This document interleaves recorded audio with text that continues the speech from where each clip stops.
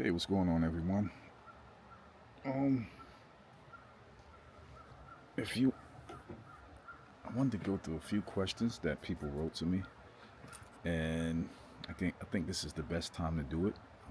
I'm out here, and I think it's Ella J or in between Ella J and Blue Ridge Mountains. See the scenery? Let me show you the scenery. It's beautiful. It's beautiful. I'm like on a ledge. Um, it's a nice drop down. It's a nice drop down. So, um, I guess it was put out to a couple of individuals or through my website, thelrpod.com. People can write a message. So some people wrote about 20 questions, and I'm gonna try to get through these questions real quick. Um, I'm chilling right now. I got my glass of wine, which is Snoop Dogg, Cali Red. Check it out. But let's get through them. Okay, let's try to. It's not that bad out here. Got a little chill, but it's not something I can handle. I'm from Jersey, so we used to get up in the morning and shovel snow all day just to make a couple dollars, and we made a lot of money. I mean, some days you can make hundreds of dollars just shoveling snow. So that was a good.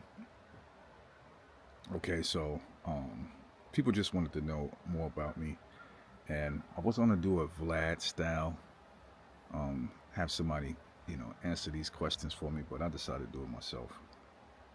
Like I said, I'm on vacation right now, and my other half is not able.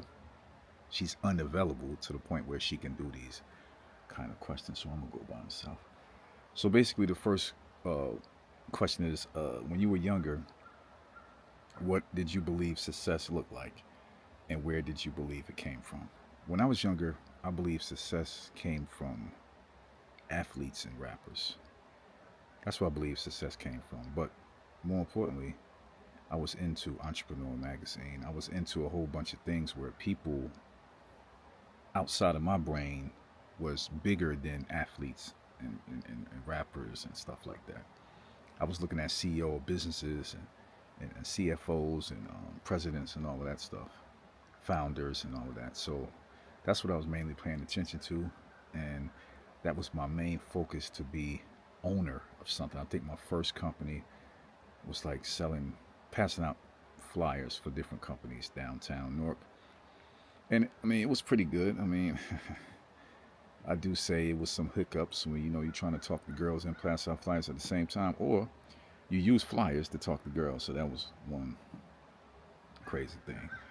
Second question is: growing up, did you feel pressured to prove yourself, and if so, to who?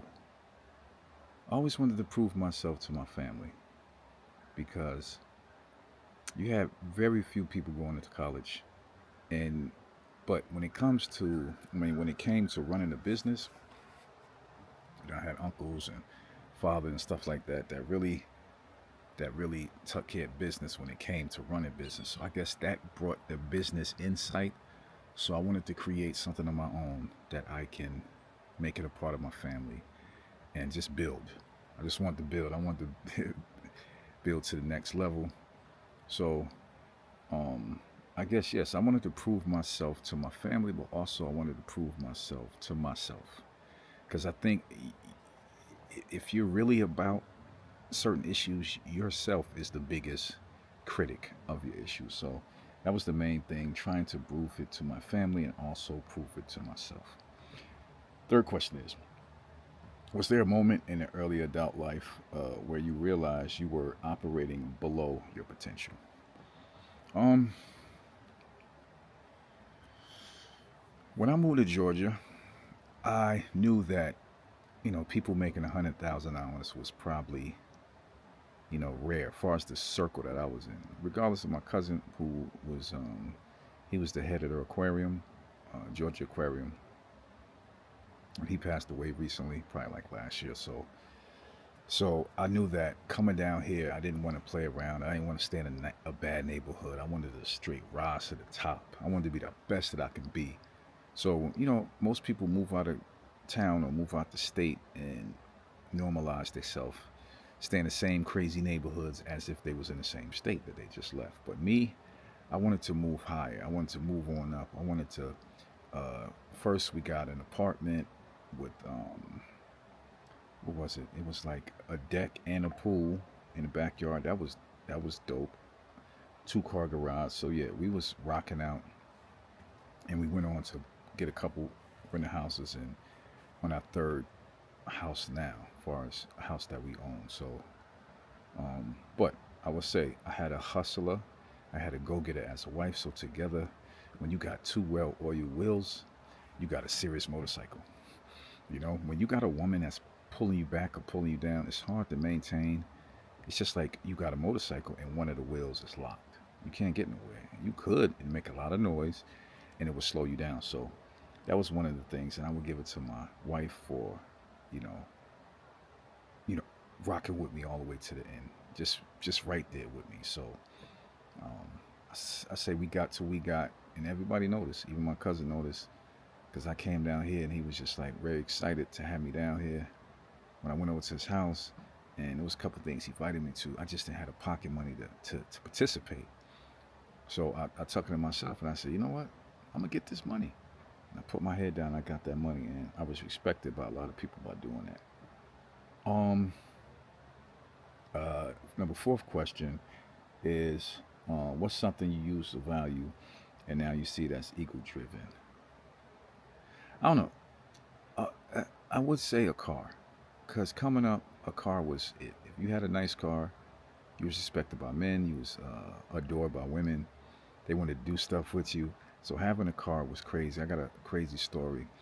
Um, we used to, purchase cars for very cheap and, get insurance on them and ride around at temporary tag. So it was plenty of times that I was around my family and there was a car, close to my house, and my father would say, "This damn car always parking here. I'm gonna get this car towed."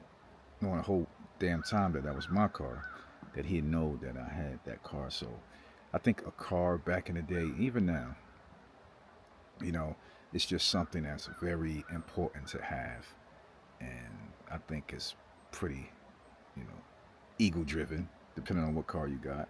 Right now, I got a pickup truck, but I would like to add a Porsche 911 with the big wing. I think that's a GT3 RS. That would be the most ego driven vehicle that I would ever purchase, and I just can't wait to get it. Okay, in your 20 years plus in transportation, what was the darkest season financially or emotionally, and what did you learn about yourself in that period? It was New York. Having a CDL and taking trucks in New York was crazy. I did that. I was call hauling, and I'm gonna give you two stories about two different, job titles. Well, two different vehicles I was handling in that time. One was the car hauler. Actually, I'll give you two real quick examples of. It was just in my darkest days. Not financially, probably emotionally. I'm on a turnpike and I'm hauling, but the best that I can. And I'll notice that all the traffic is just sitting behind me. Nobody passing me. So I'm rolling, listen to the music, not paying attention. But I'm still noticing there's no cars passing me. Why nobody passing me? Next thing you know, I look in the rear view and I sort of tilt my head all the way over so I can see the rear of the trailer. And it was a pickup truck. I think it was on one chain and it was just dancing on that top top rear, just dancing. And instead of people just coming up on the side of me saying, "Yo, the vehicle is loose," I think they was just waiting for it to fall off. And once I noticed that, I pulled over, cranked it down more, and I just realized, like, society, man, it's just nobody help nobody no more. Everybody just want to be a part of something when it comes to, clickbait or just getting stuff out there. I don't even know what social media company was around that time, but you could still take pictures with your phone and videos. So that was a dark time. And another time was I had a 53 foot in, I think it was Brooklyn, and I went down the bridge and I got stuck, and everybody was cursing me. "Hey, you effing idiot! You can't park there. You know that's." So it was crazy. Cops came and he walked me. He said, "Walk with me real quick." Walked down about a couple feet, probably like 10 feet. He said, "What that sign say?" I said, 12.6. He said, "What does your truck say?" 13.6. So that was very embarrassing. And financially, I think really financially was probably, you know, getting restarted here because it was a point I was going to go back to New Jersey while my family stayed to work and then eventually come back. But, something else came up and I didn't have to do that. And it was just, high level after that. But I think if you are willing to do extra things, you know, the universe will shift for you. But you got to be willing to do it. Um, I'm gonna do 10. I'm gonna do 10, and then I have a number two for the rest because I'm running out of battery here. So let's try to rock out. Do you think you've ever confused motion with progress? Never. Motion is a beautiful thing because you can tell the progress of motion. Um, um, Motion creates progress. So if you have no motion, you have no progress. So I never confused motion with progress. I think they work hand in hand. You don't get no motion, towards progress. So you got to have motion to start progress. So any kind of motion is good. Just stay forward, put your head down, and get rocking and rolling, and then you will eventually run into progress. Okay, number 7 is you build platforms, you've written books, launch communities, but income hasn't matched ambition. Is it a strategy issue or is it just something deeper? I just think that you have to build. Like it's not always about money at the beginning because people have to be comfortable with you. They have to be comfortable with everything you're trying to do. They got to know that you are out here, you grinding, and I think they will eventually spend money with you. So while you expect something to just burn and just kick out money, if you act like that, you might have an issue when it don't happen and you might waver off. You just can't do it no more. So I always say I like to knock out everything first. I got my ebooks jumping, got my podcast rolling for about 7 years now. I just started a free community. Actually, it's a paid community, but it started as a free community. And I'm not really worried about income because I have a source of income that I've been rocking with for probably like 10 years now. And eventually, when it's time to replace that income to give me more time, then I will. But until then, it's all about making money. And it's all about the drive to make money. Because if you don't have the right products, if you don't have the right push behind you, if you don't have the things to make money, you would never make money. Okay. Number 8, have you ever self sabotaged momentum when things started gaining traction? Yeah, I would say yeah. The reason I would say yeah is because a lot of times I just be in creator mode. So I think the ebooks, I'm on probably number 7 and number 8 now. So when I made the first one, I put it aside. Oh, I want to make another one. Instead of just marketing and putting money behind that with meta ads and everything like that. It's like I was scared to do the business side because I didn't want it to flop. But the feeling of creating gave me purpose. So I just kept creating and creating and creating. The good thing is, even with my podcast and the free community that I got, when when I do light something on fire, everything will light on fire.